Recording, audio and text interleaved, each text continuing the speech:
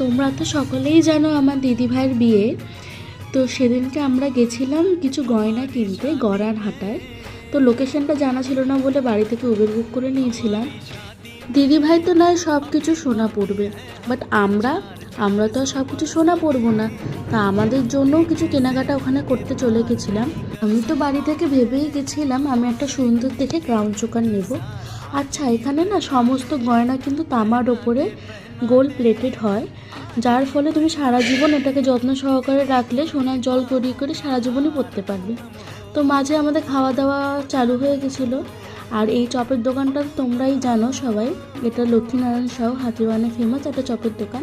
ওখান থেকে আমরা চপ কিনে নিয়েছিলাম। তারপরে হাঁটতে হাঁটতে চলে গেছিলাম হাতিবাগানে। ওখান থেকে হাতিবাগানে গেছিলাম কিছু কেনাকাটা করতে। পেছন ফিরে দেখি এ বাবা, এ তো লক্ষ্মী ঠাকুর হয়ে গেছে। এ বিয়ে করছে না যেমন কিছু সাজো প্রতিযোগিতায় নাম লিখিয়েছে।